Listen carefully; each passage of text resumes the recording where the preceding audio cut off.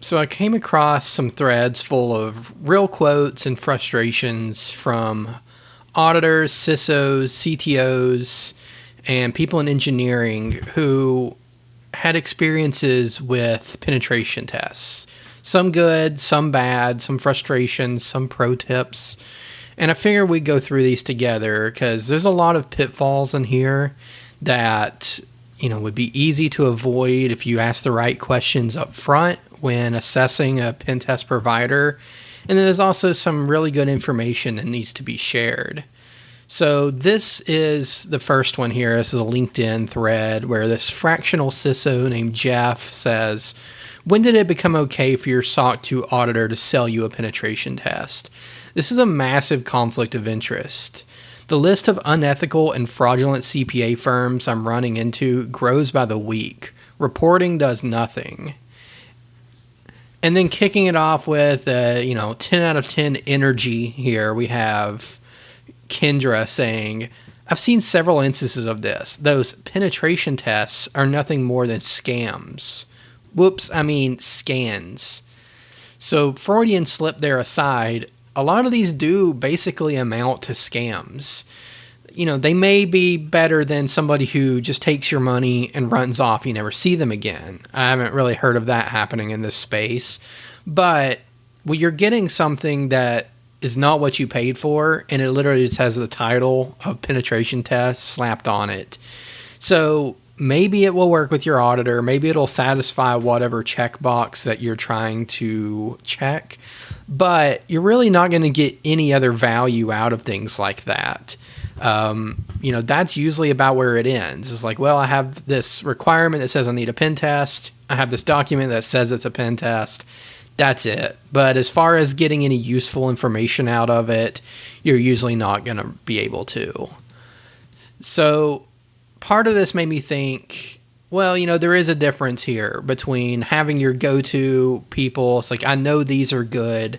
Even though I'm an auditor, I don't think it's against my impartiality or independence to suggest somebody I know is a good provider. And we have a quote here, or a comment from Carson Owlett, who I used to work with. I remember he was a nice guy. I don't think we worked directly together, but just in the same company.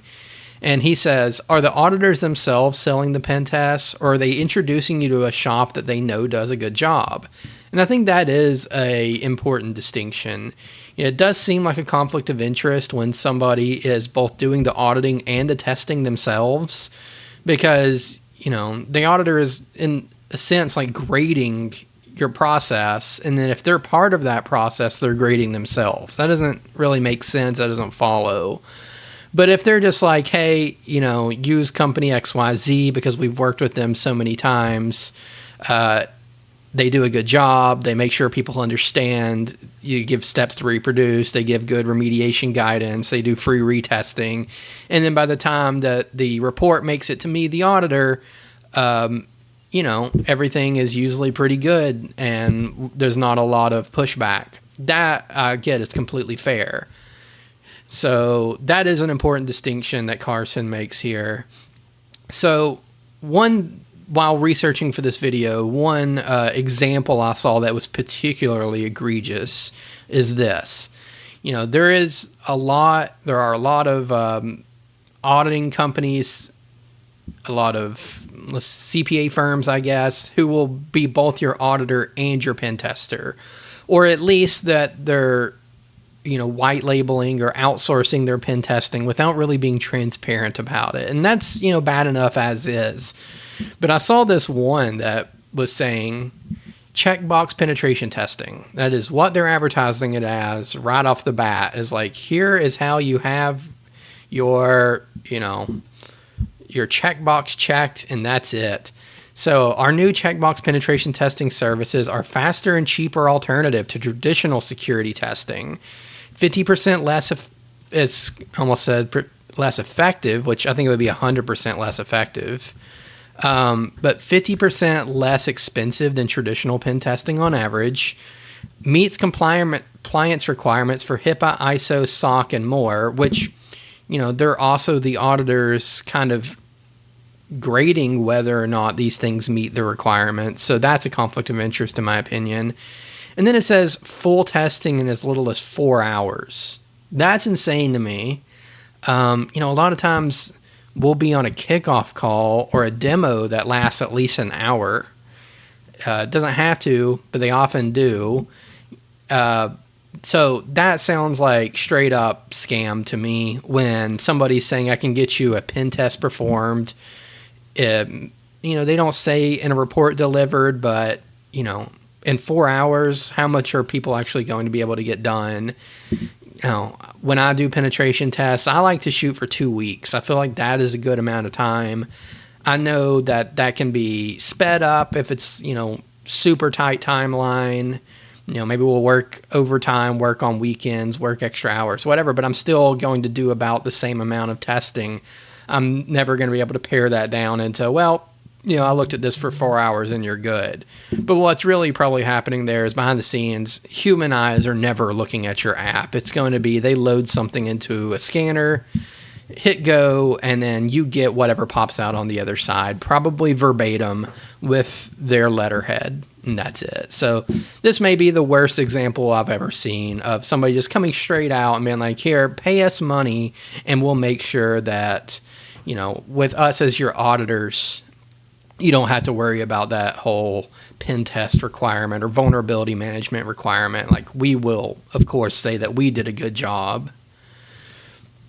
All right. So next here, I have another comment from somebody on LinkedIn who is a CIO and CISO. So they say this has been happening for years, and it's very common for offshore firms representing themselves as SOC auditors to do this very thing. It's a cautionary tale of being very careful who you hop into bed with. I don't know if I've ever seen that directly where somebody is straight offshore pretending to be an American company or whatever and saying, we're auditors, we're also your pen testers, but I have no doubt it exists because, being a pen tester and more familiar with the pen testing space, I have seen pen test providers who offshore almost completely, but then that is completely opaque and they don't tell their clients that and they pretend like they're all Americans. So doesn't surprise me one bit that would be in the audit space too. And if their main thing is auditing and they're also selling pen testing, I would say that's probably going to be even worse result, more of a scanner dump than even just the, unethical pen test company that's outsourcing. This guy, who appears to be a SOC 2 auditor himself, Bo, he says, I don't understand. You mean you can't take their audit money and then say you're also required to buy this thing for an extra $10,000? And it just so happens that I have that thing in my pocket, and then I do the thing, and in my audit report, I tell you that was good enough. And, obviously being facetious there, but that does illustrate the conflict of interest very well. I do the thing, and then in my audit report, I tell you that was good enough. You can't be both, the student and the teacher who grades the report. And that's essentially what it is here is, you need somebody who does a truly independent, unbiased third party pen test. And then your auditor can evaluate that. Was it good? Was it bad? Is there opportunity for improvement? Was it complete garbage? But if you're also the company doing both of those things, even if you're an honest, transparent person, the incentives are going to be to say it was good and, get the business again next year. Then I moved over, I found some threads on Reddit that were not as much auditors talking like we just saw on LinkedIn, but these were more CTOs, engineering leads, engineers themselves talking about their experiences getting pen tests, either quality ones or not so good. It was a mixed bag of some pitfalls and some good advice. So this first one, this guy's talking about the automated pen tests or automated platforms, or sometimes you'll see them as pen tests as a service. And he says that any pen test engagement that makes you install additional software, especially ones that impact stability, are not running legitimate pen test services, and you're basically paying a premium for a very expensive vulnerability assessment slash scanning button pusher. He says it's likely some sensors or agents like Nessus or Qualys. You know, I've seen that. We've talked about that a lot, where it's some out-of-the-box scanner with maybe a report that is in that company's letterhead or branding. And the guy ends here saying, basically, if it's automated and the pre-engagement requires more than just ensuring they have access, provisioning of test accounts, etc., it's no longer a valid pen test. So the pre-engagement that I'm used to, you know, sometimes you can do an intro call, kind of give people the rundown, answer questions. Sometimes I can even evolve into a demo call right then and there if, you know, they can show the product and the testers are on the call, which, you know, for my work, I work for small companies. That is usually the case. It's not like you're dealing with a sales manager or project manager, but the testers are on the call, the ones asking the questions, leading it. So, you know, intro call / demo call, they could be separate, they could be together, scope of work. And then from there, it's usually, you know, we understand now how the app works, get us access, get us test accounts, maybe make sure there's some data in the app and we're not just testing a blank app. And from there, that's it. You know, there's no, oh, here's a blank dashboard that you need to set up. You know, run the scan, interpret the results. And basically, if you have bought yourself another full-time job, configuring this tool and running it, and then whatever comes out the other end, eventually, if you've configured everything correctly, is called a pen test. And unfortunately, that's what I've seen with so many pen test as a service tools, is they end up being a blank scanner, not necessarily just like Nessus or Qualys, but a little better looking and maybe with some added automations. But at the end of the day, it's still just firing, you know, off of a rule set or off of a set of automations, and there's no human touch, no hacker mentality or anything like that. It's, you know, set up this tool, run it, and do with the results what you will. All right, another comment here. So this guy says, we have a company that does our vuln scans and sends us a report quarterly from a box they have on our network. We get both credentialed and non-credentialed scans and a list of vulnerabilities which we remediate.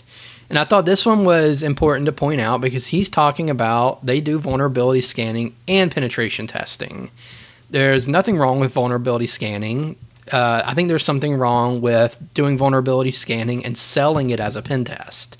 So this guy, they get credentialed scans, uncredentialed scans, whatever. They get the list of vulnerabilities. I guess they put in their ticketing system or whatever, and they get remediated. Sounds like they're getting value out of that, and that's a good thing to do on a quarterly basis. But he continues, we also have another company that comes on site once a year and does a pretty comprehensive pen test. They also provide the results, and we remediate those. Those two reports are so different that they aren't even the same sport. Confusing the two would leave us in a blind spot in some pretty significant areas. So even though they're doing quarterly vulnerability scanning, it sounds like the pen testers come in, do manual penetration testing, and they're still finding results, even though there's ongoing vulnerability scanning.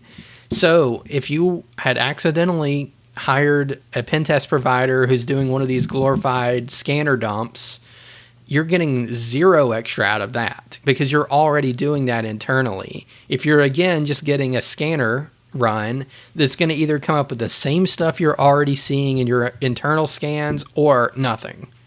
So I thought this was a good example to illustrate that there's nothing wrong with vuln scanning, nothing wrong with vulnerability assessments, but don't let somebody sell you a pen test and call it, or don't let somebody sell you a vulnerability scan and call it a pen test. All right, here's another one. This guy says automated scanning tools are not pen tests. They are glorified, souped up scanners. And he gives the example of maybe a scanner in the background with some AI capability on top, you know, maybe some other automations. And he says any pen testing company that needs you to install software or provision a VM with their homegrown tools in order to conduct the test is not worth it, in my opinion. We'll push back a little bit on that. Like if there's an internal penetration test, like you're testing the internal network, you may need a VM within the network because, maybe testing over a VPN isn't always as reliable. And it's just nice to have a footprint on the network. So that would be the exception there. But if I'm like, I need you to install my agent or whatever, that is a good indicator that maybe you're just going to get an internal scan. So he says, in fact, PCI even disqualifies any pen tests that are conducted only using these tools. And he says, quote unquote, pen tests. So if something is only conducted using like Nessus, Qualys, some scanner like that, it doesn't even qualify as a pen test if you were getting PCI certified. They require certain criteria to meet the definition of a pen test. And a lot of these places that are doing scanner dumps, slapping the logo on it, technically would not qualify. And then he ends here saying, as for pen test services that don't suck, shop around. There are plenty of good companies out there that do quality work. And that's 100% true. I know we talk about the bad a lot on these videos and tell people what to watch out for. But here he says there are an equal number of companies selling snake oil as there are doing good. And I agree with that. There is a lot of bad out there and look out for it. But there are a lot of good companies that do solid work too. And he ends with, some are small little boutique shops that you don't hear about and some are large. And that's true too. There are a lot of small companies, a handful of people just kind of banding together doing all this that do really good work.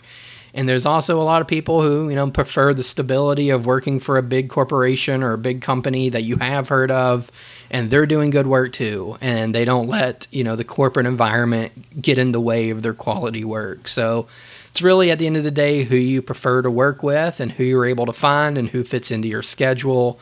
But I wouldn't say discount somebody because they're too big or too small or anything like that. You have to ask the right questions, find the right information, and just find out, regardless of size, are they doing a good job? Am I going to get a good finished product and good customer service from these people? All right, here's a thread that says, how detailed should a pen test report be? He says, I recently joined a new organization that is used to ordering product pen tests and in getting reports that do not include details, such as the steps to reproduce or the score, like CVSS score. This has led to the development team, unable to reproduce the vulnerability, to accept the finding and severity as is from the report and adding every finding to the backlog with its reported severity level. So I included this because that really shows that a bad pen test isn't just, a point in time, darn, we wasted money, that stinks, we should do better next time, but it will have lasting results. In this case, these vulnerabilities are too hard for the development team to understand. And I don't mean technically like the vulnerabilities are just beyond their comprehension, but they weren't presented to them in a way that makes sense with their tech stack or with their, product in mind. So they're getting generic remediation guidance, probably generic vulnerability descriptions, no proofs of concept, CVSS scores that are just, verbatim what came out of the scanner. And they're not able to do anything with that. So it gets added to the backlog. In that backlog, I would imagine there's probably a lot of false positives that if they ever get to it, whoever's working on that is just going to say, all right, this one's not actually there. I'm going to close it out and move on. But there may be some legitimate vulnerabilities in there too that are just not going to get acted on in a timely manner because the results weren't good for the development team to work with. All right, another comment. A proper penetration test done by a legit red team is extremely expensive. Most businesses do vulnerability scans/assessments. They just run Nessus and deliver the results. Like someone in the comments said, enough to satisfy most regulators. They are very generic and, in my opinion, have zero value when it comes to security. All right, I'll agree with parts of that. I don't think a legitimate test is extremely expensive. A lot of companies, me included, have upfront, transparent pricing. You can go to the website and see what I'm going to charge. Yeah, I would say that most apps would fall into the standard, baseline pricing, and there may be exceptions for exceptionally large scopes or things like that. But there are companies that will price in that model of like, here is what I charge for almost everybody, unless you're an outlier or need extra testing or need extra, reports or whatever it is. There may be added costs for, add-ons essentially. There are a lot of companies who will kind of do this whole like, what do I think this person can pay? I'm going to charge them at the top of what I think that they're able to pay. So that's probably what this guy is getting experience with when he says a legit red team is, extremely expensive. And then there's also the difference between a red team and a pen test, of course. Not everyone is going to get a full-on red team. And maybe that's what he's talking about here. But this did remind me of, the practice that is out there a lot of, let me look into your company and let me kind of determine what I think you can pay before I give you a quote. When there are companies that you can find who may even advertise their prices right on their website, and that's not going to change just because, you just got a round of VC money, or you're in finance, or you're in, healthcare or something like that, where they think, there's probably more money in this than the average client, so let's charge them more. All right, here's another comment that I thought was full of some good information. This person says, if a pen testing company is giving you a Nessus report as a pen test, fire them. Hire somebody who would actually test things properly. If you're buying a pen test and getting a vulnerability assessment, you're wasting time and money. Then he adds more context in an edit. He says, if you're hiring somebody for a pen test, you should be getting value out of it by them telling you how they broke your stuff, how to reproduce it, and what you can do to fix it. Any reputable pen testing service firm worth their salt will give you reproduction steps as well as remediation information to provide you value. If it's a white box test with source code provided, they may even audit the code to tell you where the issues lie and what you can do to patch the issue. And that guy's exactly right. Like, I don't even really have much to add to that because he nailed it.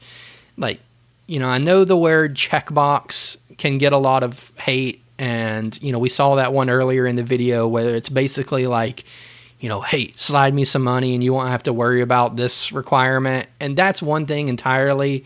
But at the end of the day, I do know that people need their checkboxes checked. You didn't invent the standards that you're having to meet, but you do have to meet them. But that doesn't mean that you shouldn't get value out of it on top of that. It shouldn't be solely to check a box, throw the report in the garbage and move on and maybe do it again next year. But you should be able to both satisfy your compliance standard and get value out of it that, speaks to your developers, speaks to your, C-suite, your executives, whatever, gives them an overall view of risk. If you're an engineering lead, you can even see, here are some deficiencies maybe in our training, some patterns that we're in our, of vulnerabilities that we can tighten up and be better. So there's all sorts of information that you can pull from a good pen test report, and it should speak to a variety of audiences. And then that comment had a reply from the original poster saying, totally agree. The least a penetration test report should have is verification and or exploitation of the reported vulnerability. Otherwise, it's just an overpriced vulnerability assessment scan. And if they include reproduction steps, then you're definitely getting your money's worth. I mean, depends on how much it was, but yeah, that's much better. And then he ends with, but how do you find out about this before hiring them? And that is a very important question because it seems like sometimes you don't know what you're going to get from the pen test report until you've gotten it. Like you open it, you crack the report, and you're like, oh, this is awesome, or this is garbage. And that is the moment of truth when you find out. But unfortunately, a lot of people get burned that way too because they open it and they find out, well, it's not much I can do with this. Maybe it's a scanner dump, or maybe it's, a report that feels like it was written more so that the pen tester can go brag about it more later, rather than truly written with the developers and the executives and the engineering team in mind to help and guide them. So how do you find out about that before hiring them? You got to ask the right questions. And if you're interested, I wrote a free ebook you can go check out at asteros.com/free that talks about all these different types of pen tests that are, not so good and you're not going to get your money's worth. But more importantly, the types of questions to ask ahead of time that are going to send up the red flags, when they answer that, to know, okay, avoid that provider. That's probably not what I'm looking for. And then also the good ones too. It's like, all right, they nailed that question. That is exactly what I would expect from that question. So, this might be somebody to go ahead and partner with. So if you want to check that out, go to asteros.com/free. Check out the free ebook, Audit Proof Your Pen Test, 17 mistakes that will blow your audit and how to avoid them. And then I'll end on this one. This was maybe the worst comment I saw, or most egregious pen test story, I guess I would say. He said, I had pen testers turn in a report identical to the previous year's. We had swapped production to a new code base and on a different tech stack. Check the logins that we made for the pen testers. They never logged in. They were fired. So yeah, of course I would fire them. I would demand my money back in that case, because it sounds like that was a complete scam to the point where they never even did any work. So that comment highlighted maybe one of the worst horror stories that I've seen in a while. But if you've had a sketchy pen test experience, drop in the comments, because I want to hear about that one too. And if you're about to buy a pen test and you don't want to get scammed, check out my other videos on, basically how to choose a vendor, what a bad pen test is, what a good pen test is. And there's also one, how to milk a pen test for everything it's worth. And I know that might sound harsh, sound bad, but as a penetration tester, I can tell you there's nothing in that video that we wouldn't love if our clients did. Just basically how to get maximum value out of a pen test. So go check that out. Thank you guys all for watching. Goodbye.